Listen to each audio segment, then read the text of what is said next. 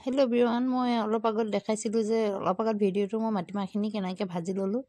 ভাজি কৰি লৈ এতিয়া মই আকৌ কুকাৰত বহাই দিলোঁ। বহাই দি সিজাৰ পিছত মই এতিয়া পাঁচফোৰণ দিছোঁ, তেল দিছোঁ। চ'ত পাঁচফোৰণ, নিমখ, হালধি, পিঁয়াজ দি পেলাই মই এতিয়া তাত মই আকৌ ধুনীয়াকৈ মাটিমাহখিনি তাত দি দিম। এনেকৈ বনাওঁ। তাত মই আকৌ খাৰ অলপ দি দিছোঁ। এনেকৈ আপোনালোকে বনাই খাবচোন। আৰু এতিয়া মই বাৰীলৈ আহি আছোঁ। বাৰীৰ পৰা মই কি নিওঁ আপোনালোকে চাবচোন। ইয়াত দেখিছেনে, মেমেটো পাত নিবলৈ আহিছোঁ। তাত যদি ধনিয়া পাত আপোনালোকে কাটি দিয়ে আৰু ধুনীয়া লাগে খায়। এনেকৈ ভাজি পেলাই বনাবচোন। মাটিমাহটো বহুত সোৱাদ আহি পৰে। এনেকৈ খালি ডাইৰেক্ট বহাই দিবও পাৰে আপোনালোকে, এনেকৈ ভাজিও বনাব পাৰে। এতিয়া মই মেমেটোখিনি ইয়াত দি দিছোঁ। ধুনীয়াকৈ তৰকাৰীটো উতল আহিছে যিহেতু চাওকচোন।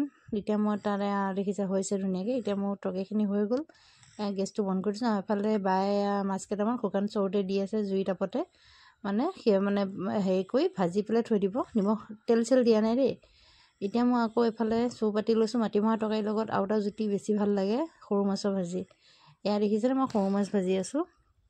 সৰু মাছে পিঁয়াজে এনেকৈ কৰি গুড়া ভাজি বনাই লৈছোঁ। তাতো ধুনীয়া পাত কেইটামান কাটি দিছোঁ। বহুত সোৱাদ লাগে। এয়া দেখিছেনে। আজিলৈ ভিডিঅ'টো বাই বাই।